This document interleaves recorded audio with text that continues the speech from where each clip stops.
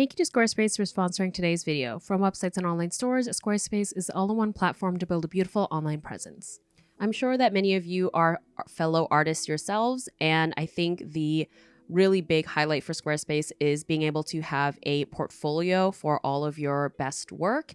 And so for me, I have a various different series of illustrations that I like to kind of categorize together. In this case, I have a series where I did my monthly favorites for 2022 and 2023.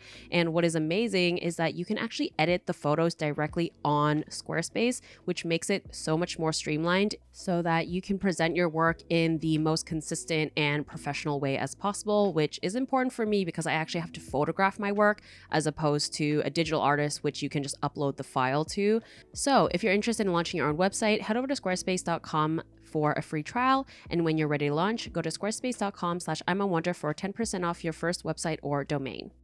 Hello friends, I hope that you've been well. In today's video, I am going to be working on my Zodiac portrait series. Today we'll be working on Taurus, and I will also be answering some of your questions that I asked over on Instagram stories and the YouTube community tabs. In case you're new or you've missed them, I've already done Capricorn, Aquarius, Pisces, and last month we did Aries. And in those videos, I talked more in detail about the actual process of the illustration. And for today's video, I won't really be talking about the process, but those previous ones, which are still on my channel for you to watch, they will be pretty similar to what I worked on here.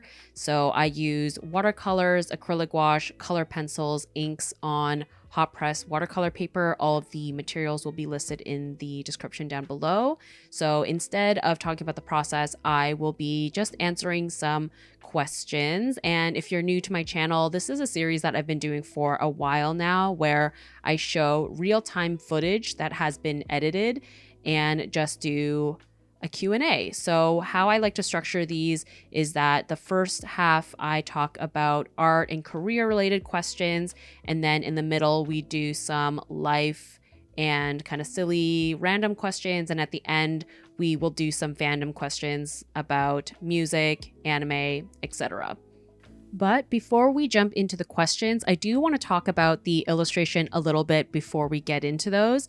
The kind of thought process that I had with Taurus was that I knew for sure I wanted to include poppies because poppies are the flower associated with the zodiac sign of Taurus. And I also read that hawthorn flowers are also associated. So I decided to include both of these flowers in her hair and on her dress.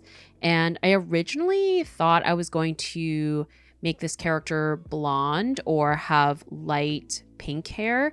The reason for blonde was because when I did my Zodiac Warrior series a couple of years ago, I had done Taurus as a blonde character as well. And then the reason why I thought about light pink was I thought that the light pink would look really cute with red poppies. But when I was looking around at poppies, I had noticed that there are a variety of poppies that are also pink.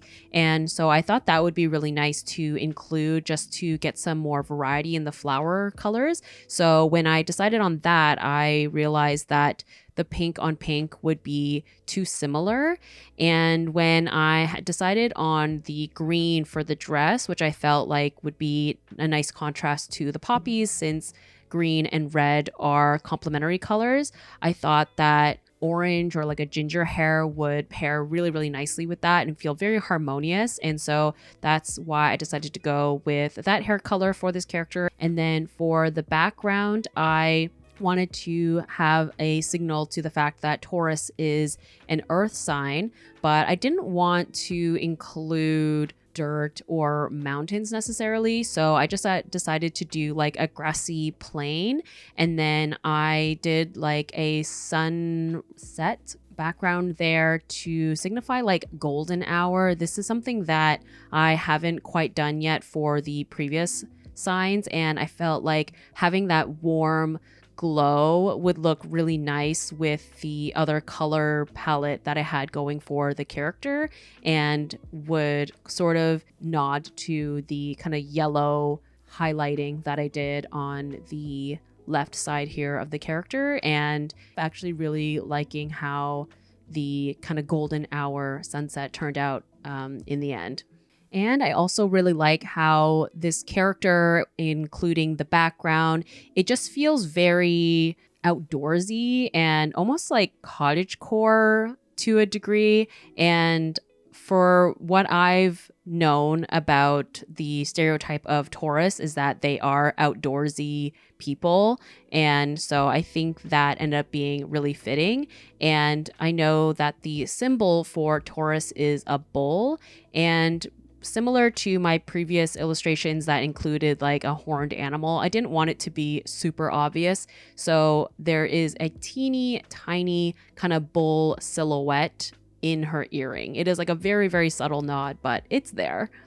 And another couple of traits about Taurus is that they're down to earth and practical. So that's why I decided to keep her hair, her clothes, her pose fairly simple to a degree, just because I felt like that suited the Taurus personality more than a really sassy pose or anything too, model-esque. This feels just like very simple and pared down, but still very inviting and beautiful.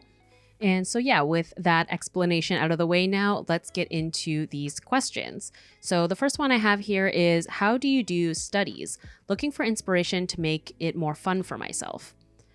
I actually did a video a little while back that I titled 3 Ways to Study Anatomy, I think. Obviously, that video is geared towards figure drawing specifically, but I do think that video could be really helpful if you're interested in drawing people and practicing, motion and your anatomy skills. And I think the piece of advice that I had in there was I gave a couple of different resources, one being Graphite Studio, which is a company that does tons of amazing reference photos for portraits and people. They do a large variety of themes. They have like classic kind of figure drawing poses, but they also do like really fun lighting. They do costumes and themes for characters, and they even have photos of environments and lots of different just like art resource reference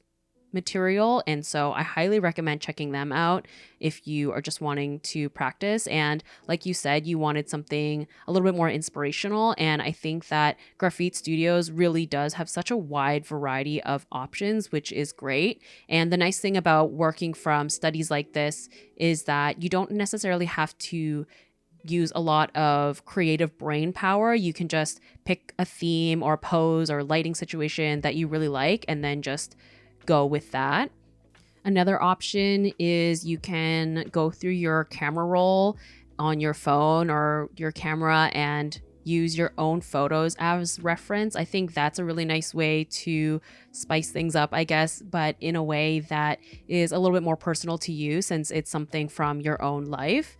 And then another one that I do all the time is I redraw screenshots from my favorite movies and TV shows. I find this one is always fun for me because not only do I get to pick something from a piece of media that I love, but I also get to learn a lot from the way that this screenshot is constructed, whether it be the backgrounds, the colors, the style, animation, or from live action, whatever it is. I find that is a really fun way to study. Any tips or wise words for the times when you have an amazing idea for a painting, but as soon as you start it, nothing seems to work out the way you want? I have definitely been there, and it, I think, stems from a number of different kind of problems that you're having, and then there's going to be a different counter. So I think for me, sometimes the problem ends up being it's just like a bad drawing day and all the faces and poses that I draw are just ugly or not working out. And when that happens, for me, I think it's best for me to kind of just take a step back and do some more studies, like portrait studies, and get more warmed up. I find that I get frustrated with drawing like ugly faces or hands or whatever when I feel kind of rusty or out of practice. So I find doing warm-up sketches beforehand really makes that process a lot smoother.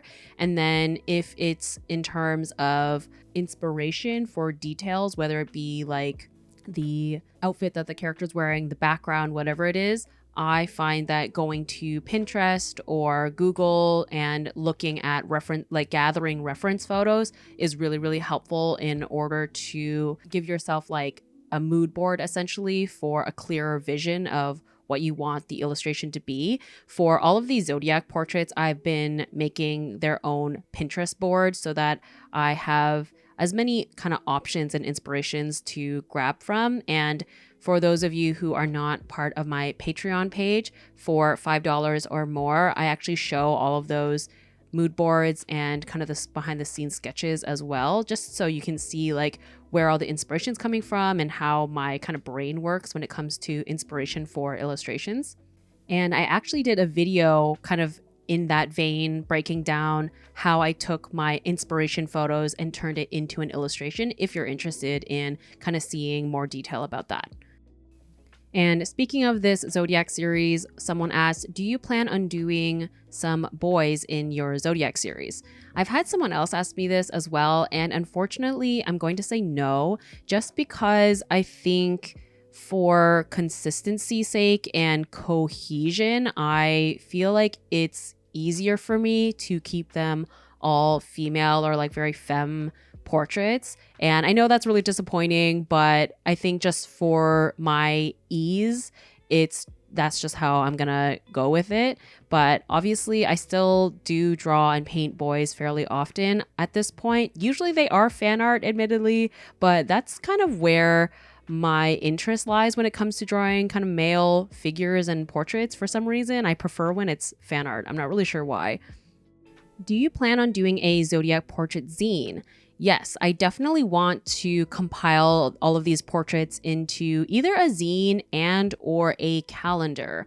But considering that I had done a previous Zodiac series, I think a zine could be cool so that I can compile both of them into one zine. So yeah, that's definitely the plan. And let me know what you guys think of a calendar as well. Do you prefer these larger pieces to work on or pieces that are smaller, like ones you could fit into your sketchbook? I actually really like both. The larger format is definitely a lot easier to paint in terms of details, but there is something really satisfying and fun about being able to have a collection of paintings within a sketchbook. And with a sketchbook, I feel like there's less pressure because usually the material itself is not nearly as expensive. And because it's a sketchbook, my mind tells me that, I should make sure that the stakes feel a lot lower. Whereas when I'm, using really nice paper, I feel a little bit more pressure to make sure that the painting turns out well. But yeah, I find I really like both. Something that I actually have been wanting to do but haven't done so is work on like a larger wood panel. This is something that I did a lot more like a number of years ago, but it's just so hard to store those kinds of paintings, and obviously like harder to sell because they're so big. But yeah, it's really fun to just experiment with scale, and yeah, so maybe I'll be able to get around to doing that sometime in the future. If you could draw in any other art style, what would it be? I actually really envy artists who create very illustrative work that leans much more kind of designer-esque or simpler. Like for me, my work is like quite rendered, which is just like my nature is to go that route. But there is something really fun and satisfying about really simplified artwork. And even though simple sometimes looks easy, it definitely isn't. Like to do it well, to be able to break things down into really appealing shapes and colors and be able to make it legible and readable in a slightly more abstract way. I find that really, really cool. And I find that type of style lends itself really well to merchandise, whether it be like stickers or pins or tote bag designs or t-shirts or that kind of thing, whereas my work is more suitable as a print or like artwork to view in a more traditional, quote unquote traditional way. And that's definitely something that I do sometimes when it comes to sticker designs or when I do create merchandise, but it's definitely not something that I gravitate towards or necessarily think that I'm stronger in. So it is something that I want to explore more because I think that style is really fun to look at and I just need to experiment more with it, and I think I can do it. It's just a matter of figuring out what my style would be in a much more simple kind of graphic way. How did you have the courage to put your art on social media? So I've talked about this before, but basically I am a little older. I'm 32. And so back in the day, social media wasn't really what it is now. So when I started posting my artwork for the first time on the internet, I was posting it on this website called the Otaku, and it was literally just a anime fan art sharing platform. Basically, it was pre-DeviantArt essentially. And for me, I just wanted to post my artwork somewhere because I wanted to share my love of these fandoms with other people because I didn't have that many friends in real life that I could fangirl about these things with. And I just needed to pour my fangirl energy into some kind of vessel. And so that's how it all started. It had a very different vibe back then. It was not littered with influencers and the pressure to make this your full-time job and all these things. I was like 11, 12 at the time. So I just sort of evolved over time as the social media platforms evolved as well. So it felt like a very natural transition and it didn't feel scary when I initially started. How did your high school art teachers influence your career? I am very fortunate to have had two really amazing art teachers when I was in high school. They definitely influenced my work now because, like I mentioned, I was definitely an anime preteen. I was absolutely obsessed. I mean, hasn't really changed. I still love anime, but at the time I was almost exclusively drawing in anime art styles that I was just copying. And my art teachers, very fortunately, were never discouraging of me drawing in an anime art style, but they were wise enough to frame it in a way where they were like, hey, you are absolutely free to work in this style, but it would really benefit you as an artist if you were to also explore other art styles, especially working in realism so that you understand the fundamentals and just broaden your horizons beyond this copying these anime styles or whatever.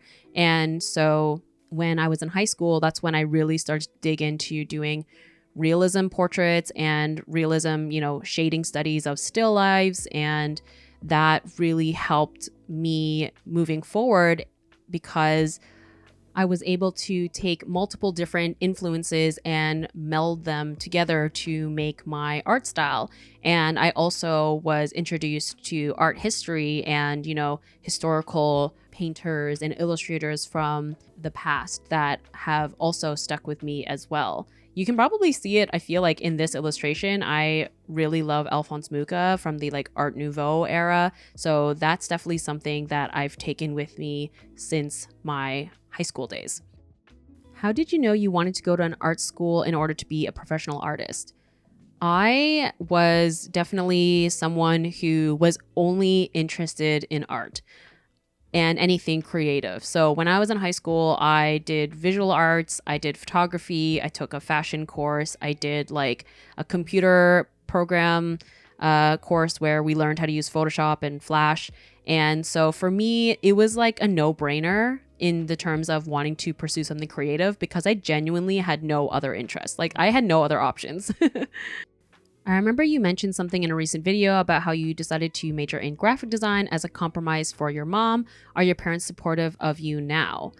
So yeah, in the long run, I always knew that illustration and painting was my true passion, but I decided to go into graphic design because that felt like the quote unquote practical choice. And my mom has had a really difficult time wrapping her head around what my career is and how stable and practical it is.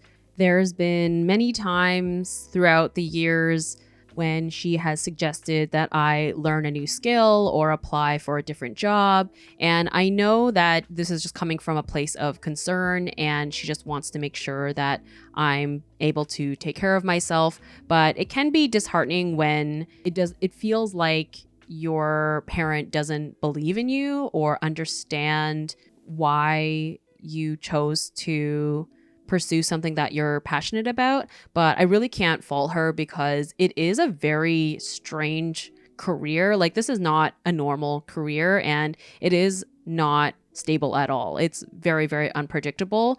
But for me, I think I wouldn't have it any other way because I really can't imagine myself doing anything else, really. It's truly what makes sense to me as my career. And I will say that, to my mom's credit, she never forced me to actually pursue something else. Like, she let me go to graphic design school, and she did let me actually have the job and career that I have now. And she does watch my YouTube videos, so I don't know how intently. So hi, Mom, if you are seeing this. But yeah, ultimately it is your life, and you are presumably an adult, by the time that you decide to pursue a career. So I think for me, that was just where I was at. I was like, I'm an adult and I'm going to make my own choices. What are things you learned from graphic design degree that helped you now in creating illustrations?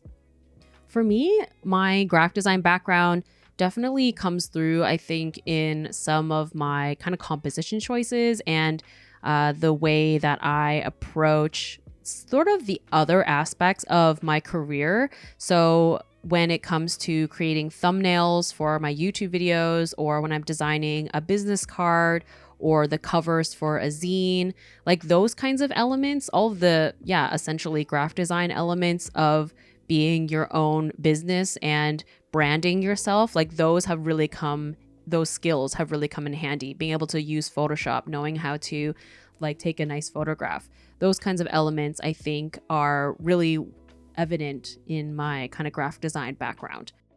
What inspired you to jump into creating video content? This was something that I got inspired by other artists who were starting their kind of independent careers, and YouTube was one of those platforms.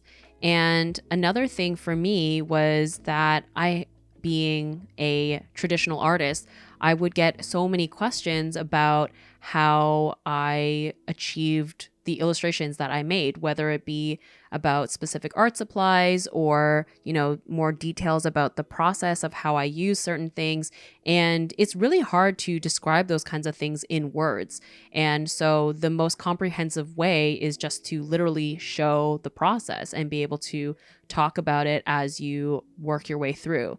And me being someone who was wanting to pursue art full time, it definitely seemed like the best next step in order to not only cater to my audience's interests, but also to be able to make another source of income. Which, speaking of, someone asked, what are your primary sources of income as a full-time artist? My primary source is definitely my Patreon page, where I send out a monthly postcard and sticker. Of course, this year has been the Zodiac series, which, by the way, if you are interested in receiving this Taurus artwork, you can sign up anytime before the end of the month, so before May 31st, and you will be able to receive her as a print and sticker in the mail. The worldwide shipping is included in the price, and I also have other goodies such as exclusive videos. I show sketchbook pages, you get to vote in polls, and you get a discount to my online shop. You also get access to my secret shop, which has all the additional extras of all of my past rewards that you can purchase if you missed the previous months. And then I also make my income from YouTube ad revenue as well as sponsorships from my YouTube videos. And then my online shop is another source of income, which, by the way, I actually made a very detailed breakdown of all of my sources of income as an exclusive video on my Patreon page. So if you want to know all the nitty-gritty details, that's a resource that you could watch. But yeah, those are my main sources of income. Do you still enjoy doing conventions, and do you notice any differences since the pandemic? Doing anime and comic conventions is another source of income for me, but I wouldn't consider it a primary source just because I don't do that many. But I do really enjoy doing them still. I find them really fun. It's very exhausting, so that's why I don't do a ton of them. But I like to do a couple every year just because it's really refreshing to be able to interact with people in person, especially when they're buying your work, because that just like real-time reaction is not something that you get to experience when people are buying from your shop. And also, it's so nice to be able to interact with people who have been following me on YouTube and Instagram. It's just a very different experience. And I also really love just being in that fandom community that you get when you're at conventions. It's just like really wholesome and a very unique space to be in. So yeah, I really enjoy doing them. And the differences since the pandemic, personally, I think for me, the only real difference that I've noticed is, sometimes people are wearing masks, but I feel like from what I can tell, it doesn't feel significantly different. But in my defense, I'm pretty much exclusively just sitting behind my table, so I don't have the full scope of the convention experience that probably is a lot different for different people. Is there a fashion style you love drawing more than others? If so, which is it? For me, I love being able to explore a variety of different aesthetics fashion-wise. Fashion is something that I obviously am very much interested in, but I do think my favorite is anything that feels sort of fantasy-esque. So something that's not quite as pedestrian, something that you would see a fantasy type character wearing, because it feels like it is a sense of escapism for me, because it's not something that I typically see or experience in my everyday life. So that's why I think I tend to favor that kind of style. Would you consider doing a live stream with one of your YouTube mutuals? Could be good for growth and views. The chat could be even more fun with two people. I definitely think that could be really fun. I think the trouble with that is, one, the logistics of the setup. I'm not really sure how we would do it, like whether or not we would have to both be together physically and have the camera, on both of us, or where we do it remotely, but then have multiple cameras hooked up to the live stream kind of program. I'm not really sure. I'm such a newbie when it comes to figuring out new tech. I'm just really bad at figuring out those kinds of things, and also scheduling. Honestly, people are very busy, so it's kind of hard to coordinate a good time. But I love the idea of doing something like that, but I'm not really sure if it will happen anytime soon, but I'm definitely open to the idea. What do you see yourself doing after your art career, or do you want to retire doing art? I definitely cannot picture myself doing anything that wasn't creative, but I do have that thought sometimes of what my art career will look like when I'm 50, because what I do now is very specific. I mean, there definitely is no age limit on the career that I have now. Like, YouTube definitely can be something that people create no matter what age you are. But yeah, I really don't know what my career will look like. But I would like to hope that it will still be creative. Maybe it'll just be, maybe I won't do conventions anymore. I think that's probably a fair assessment. But yeah, I really don't know. But for sure, I want to be doing something creative and art related till the end of my days. What advice would you give to your younger self that would have saved you a lot of trouble? This isn't really necessarily much younger, but I would definitely tell myself, from when I first started my kind of self-employed art career, to just go ahead and hire an accountant, because I definitely gave myself a lot of grief trying to figure that out. And it really is just easier on my end to have a professional do it, because I don't trust myself to learn how to do that on my own. And it gave me so much stress trying to just figure that out. So yeah, that's my main tip for my younger self from a number of years ago. What are your goals for this year? Honestly, after having filed my 2023 taxes, maybe this sounds superficial, but is to make more money, to be honest. And the reason is because I made way less in 2023 than I did in 2022. And so one of my kind of main things in doing that is I'm going to have my regular online shop open much more this year, which, by the way, hopefully if I was organized enough, my online shop is open now. So hit the link in the description to shop. And then the other goal is honestly just to have fun and be happy, whatever that may be, because life is short. And I really do think that I would rather just continue to protect my peace and do things that make me happy. And that's where I should be spending my time and energy. What is your favorite season in Toronto? Definitely spring and fall.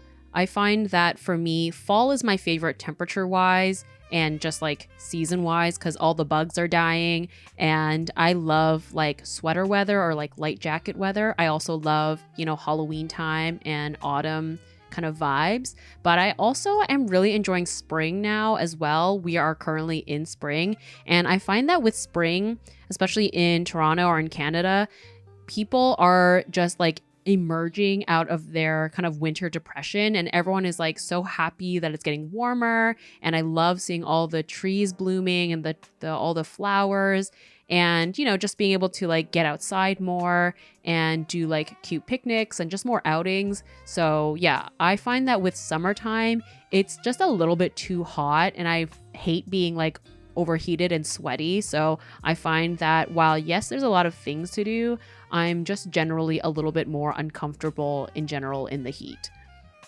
But speaking of summer, someone asked, are you doing anything fun this hot girl summer? I actually am, which is pretty exciting. So next month, in the beginning of June, my friend and I are going to be going to New York City, mainly because we're going to be seeing Tomorrow by Together in concert, which will be my first time seeing them. So I'm very excited about that. And I am also going to be seeing ATEEZ in Toronto in August, which I'm so excited about. That will also be my first time. And I already have my ATEEZ light stick now, so I am ready. And then to backtrack, in July, I'm going to be going to Montreal because I'll be doing Montreal Comic Con, which I absolutely love going to. And yeah, hopefully just doing more, embracing the kind of summertime, hopefully going to the beach, doing more picnics, eating and drinking on patios, just summer things. I hope I can do kind of more summer stuff and try to not be dissuaded by the heat. Did you ever have braces? I didn't. And I remember actually my mom and aunt telling me that I should have gotten braces when I was younger. But at the time, I was dealing with serious teenage acne. I had glasses. The last thing I wanted was braces on top of that. But just this recently, I noticed that there is like a slight gap that's happening between two of my teeth, and it's starting to really bother me. So I actually am considering looking into Invisalign, which is braces, but like a much more subtle version of it. So yeah, I might end up having braces at some point soon. What do you think about modern dating? Oh my God, how much time do you have? Just kidding. Modern dating is awful, guys. For those of you who don't know, I am currently single, and aggressively so, because every time in the past 2-3 years or whatever that I've been single, going out into the dating world, particularly with like dating apps, it is the trenches. We are fighting for our lives out there, okay? Like, I saw this tweet that said, dating in your 30s is like shopping for people but at the thrift store. And while I actually do love thrifting, I only like thrifting when it comes to clothes, shoes, and accessories, not people, okay? Like everyone has so much more baggage. The stakes are a lot higher because like as you get older, people's goals are like much more important in terms of where they see themselves in the future. Do they want kids, work, where you want to live? Like all those things just weren't like in the forefront when you're dating in your 20s. So the irony of that though is everyone is super jaded, so nobody has any enthusiasm or knows how to commit either. It's very bizarre and honestly so demoralizing. So yeah, I also dating now, especially because of all the dating apps, I think it's much more difficult to meet people in real life because with dating apps, people have this mentality of that there's a million choices. And so everyone's always just like looking for the next best thing as opposed to just trying to get to know the person that's right in front of you. So it's really disheartening. But as someone who works from home and is self-employed and is like well out of school, the dating app seems like the most direct way to meet new people. But it's not a good time because the dating apps, it doesn't give you a real read on what a person is like. When you meet somebody in person, it's totally different from how they're going to present themselves on a dating app, for worse or better, you know? So anyway, I'm currently not on the dating apps because it was worse to be on them than just to be like happily single. So that's where I'm at currently. You mentioned in a video that you're reconsidering your sexuality. Any updates on that? So yes, in a previous question and answer video, I had mentioned that, so basically for the majority of my life, I had identified as straight. That just seemed like the default, right? And then it turned into whenever someone would ask me, I would say, I'm straight, unfortunately. And I was very poignant about the unfortunately. And then in more recent years, I've continued to just think on it. And I'm like, maybe I'm not straight. The thing is, I for sure am attracted to men, but I don't know if I am only exclusively attracted to men, because compulsory heterosexuality is so prevalent and definitely was for me for the majority of my life. And so, yeah, just getting older and learning more about yourself, you start to question some of the things that you just assumed about yourself. But because, like I said, I have been aggressively single on purpose, I do not have an update on that, unfortunately. So it's still up in the air for me.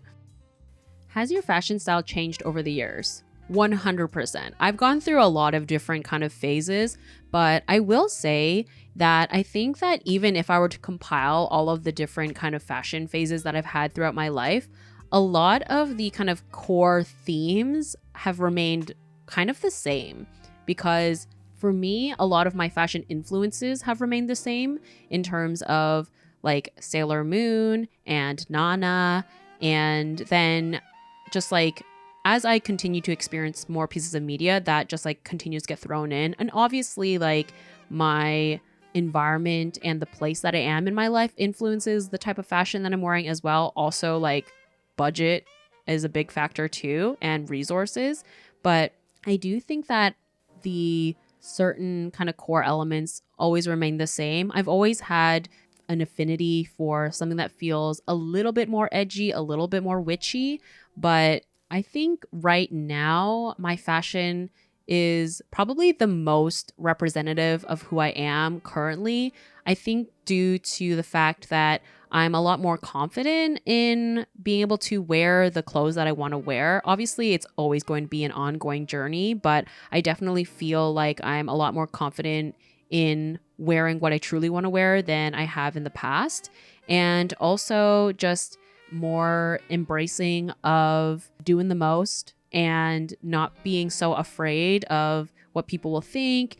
And I think another kind of big part is that I've fallen down the K-pop rabbit hole, which has been a big fashion influence, as well as thrifting.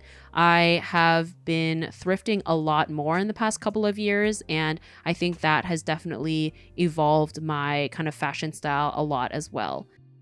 What's a style/piece of clothing you like on others but don't go for yourself? This is definitely something that there's a lot of things that I love on other people but don't love on myself. But the first thing that comes to mind is actually like sleeveless or like off the shoulder tops or dresses. I find it looks so elegant and kind of sultry on other people. But I find that I really don't favor that for myself because one, I find that strapless bras are just like not enough support for me, and I find it like hurts my back and it's really uncomfortable. But also I find that because I'm top heavy, I don't like bringing a highlight to my shoulders in that way. I find it just makes me like, it accentuates how I am top heavy. Like it makes me look more top heavy, I find. So yeah, anything strapless or like off the shoulder is just like something I love on other people, but not for me. What are 3 hobbies/activities you think about often but somehow never end up doing? The main one for sure is riding a bike. I know that sounds insane, especially as someone who lives in Toronto, but I actually do not know how to ride a bike, and I definitely feel like I should learn because as someone who lives in a big city, it's definitely going to be much more convenient to get around, but I'm just scared. I don't know how. So anyway, I probably should learn though.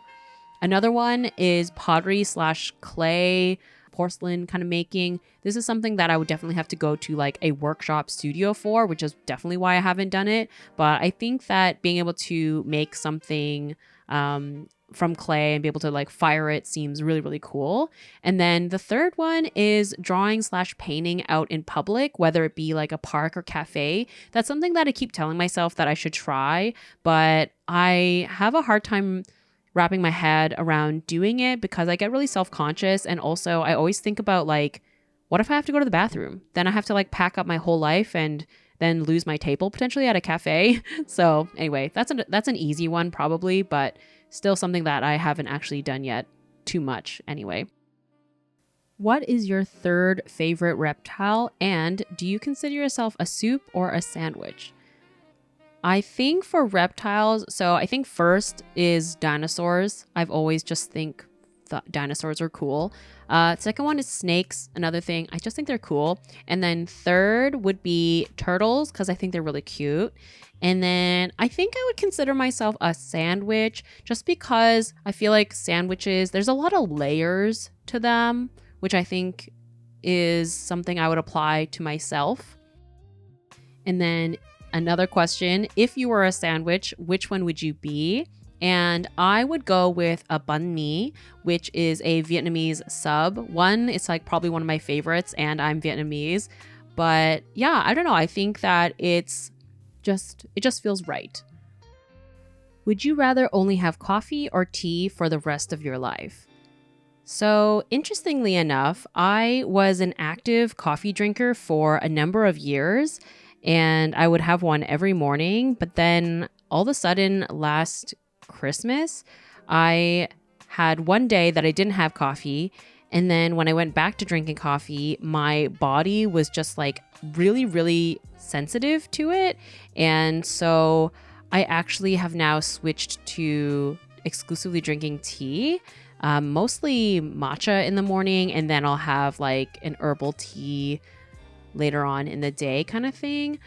I wish I could still drink coffee more often, but yeah, it would like give me headaches later on in the day and I would get kind of jittery. And so unfortunately, kind of by default at this point, I would have to pick tea. But I will say I do really, really love matcha and just like a variety of tea in general. So it's definitely not a bad thing, but I do kind of miss drinking coffee. Sunrise or sunset? I would say sunset, mostly because I am not a morning person. So I do not want to be awake to have to see the sunrise. I definitely like to take my time and sleep in the mornings. So definitely a sunset. And sunsets are just like so warm and romantic to me. I particularly have like a very fond memory of my trip to Vancouver last summer, and we were at the beach and we got to watch the sun go down, and it was absolutely stunning, like so picturesque. And I'm so glad I got like a billion photos from that evening because it was really, really beautiful and I'll never forget it. It was amazing. As a child of the 90s, what was your most memorable VHS/video? This was a hard question just because I had so many ones that I loved dearly. I had a lot of the classic 90s Disney movies and, you know, the ones that were like from like Don Bluth, like all the animated classics essentially. And like other kind of ones like Homeward Bound and things, you know, of that time and of that nature. But I think my pick might have to be the very first Pokemon movie, just because there was something really monumental about that. Like I went to see it in theaters and also bought it on VHS. Like I loved it that much. I loved Pokemon. And I remember that it came with like, I'm assuming a limited edition, like holographic Mew Pokemon card, which I think is so fun that like it had like an inclusion like that. So yeah, that has to be my pick. Any new fandoms you're in but we don't know about? I mean, especially with my live streams, I'm kind of an open book, but I guess one that maybe not as many people will know about is that I recently became obsessed with Has Been Hotel, which is an adult animated musical series on Amazon Prime. I still haven't watched Hell of a Boss yet, but I definitely will because I heard that it's part of the same universe. So I'm sure I'll definitely enjoy that. But yeah, when I initially watched that like a month ago or so, I was listening to that soundtrack nonstop, and I still listen to some of the songs now. What are some pieces of media that we might be surprised that you listen to / watch, etc.? So like I mentioned, I feel like I am kind of an open book and I just love to yap about any and all fandoms that I'm in. But I think one that I really don't talk about a lot, I wouldn't call it a fandom, but I really love late 90s, early to mid 2000s R&B. I think that's something that I like never talk about, but yeah, like that era of J-Lo, Ja Rule, Ashanti, Usher, like I was obsessed, and I still listen to some of those songs today, just like when I'm in the mood for it. Cause yeah, before I got into like my pop punk emo era in high school, when I was like a preteen, I used to watch a lot of BET. So like that really influenced a lot of the music that I was listening to and like the TV shows like 106 and Park. I used to watch that all the time. Do you have any anime recommendations? And then I'll have on screen the list of anime that this person had given me, which I appreciate because I find that it's easier to give recommendations based off of somebody else's taste. So Fullmetal Alchemist Brotherhood, great choice. That is my personal favorite of all time. And then it's pretty likely that you've heard of this series or maybe you've already seen it, but I at the top would say Jujutsu Kaisen as something that's newer. It's ongoing still, but I am personally absolutely obsessed with it right now. It has left me with some emotional damage, unfortunately, but it is like peak shonen action fantasy series in my opinion. The animation's super cool. The characters are really lovable, and I love the designs and the lore around it. Based off of the fact that you mentioned Code Geass, I actually haven't finished Code Geass yet. I've only seen like a handful of the first episodes, but I do distinctly remember when I was watching it that it reminded me a lot of Gundam Seed. Gundam Seed is something that I absolutely loved in high school. It had like a serious chokehold on me. I haven't seen it in a really long time, but I do know that they are actually doing a new movie, which my friend and I tried to get tickets for to watch in theaters, but they only had one showing in the theater near me and the tickets sold out. So I'm really sad that I can't go see it in theaters, but best believe she and I will be seated on my couch as soon as it drops on Crunchyroll. The art style is really beautiful. It honestly feels a little bit more unique to me and was something that I copied a ton when I was in high school. And as someone who didn't really watch a ton of Gundam related content, Gundam Seed was something that I really enjoyed because it was actually more focused on the interpersonal relationship drama between the actual people, and it felt less about the actual Gundams. So yeah, I really, really enjoyed it. And then my last pick for something that is really underrated in my opinion is Samurai Champloo.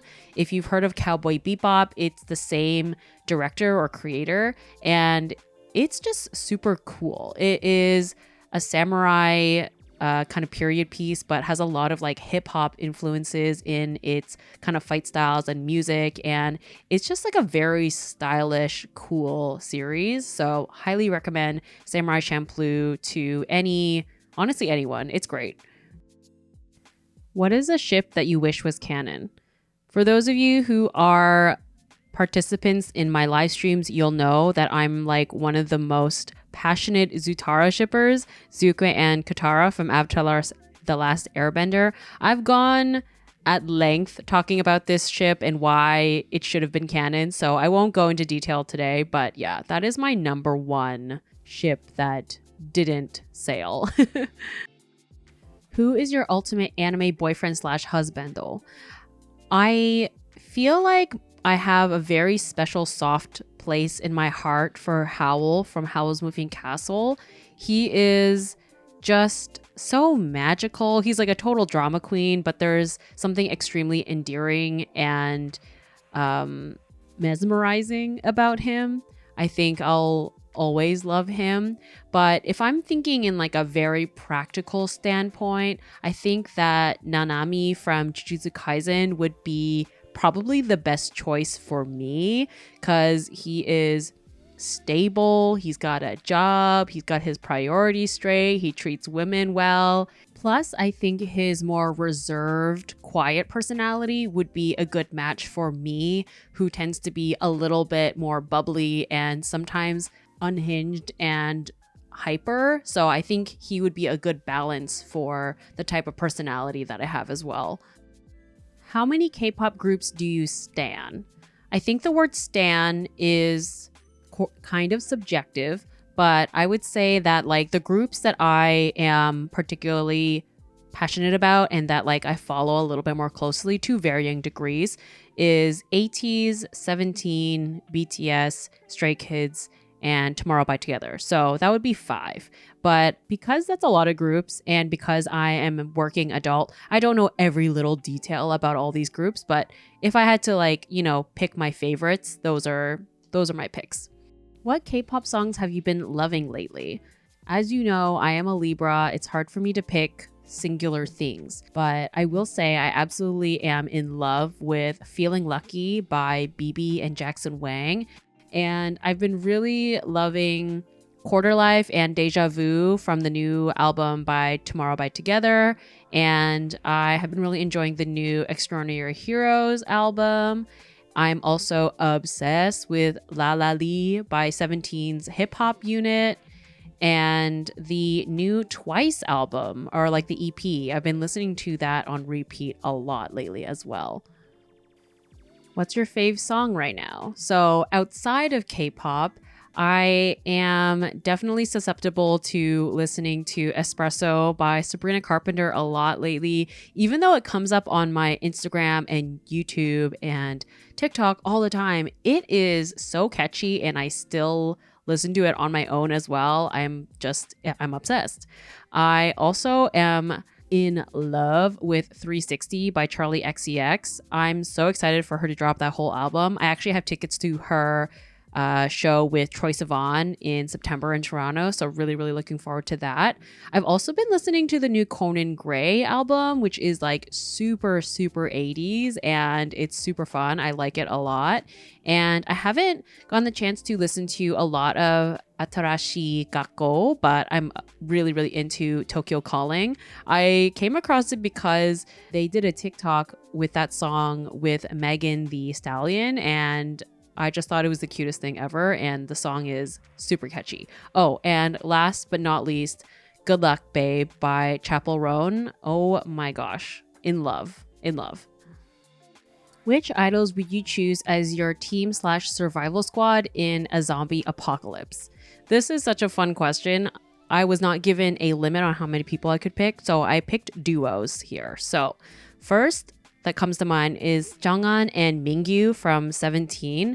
They, as a combo, are just like an unbeatable team because they've got the brains and the brawn. Like, Jonghan is like such a mastermind and so clever. Mingyu has the brains and strategic kind of element, but he also has the strength and he has an ability to cook. So that's very important for me in an apocalypse because I am not a cook myself. And then my next duo will be Jungkook and RM. Again, it's like RM has the intelligence. He's also a leader. So that's very important when you want to survive. And Jungkook has like zero fear and is strong. So I think that's really important. And he just tends to be good at everything. So I think he would be really good at adapting to every situation and developing any skill that you would need.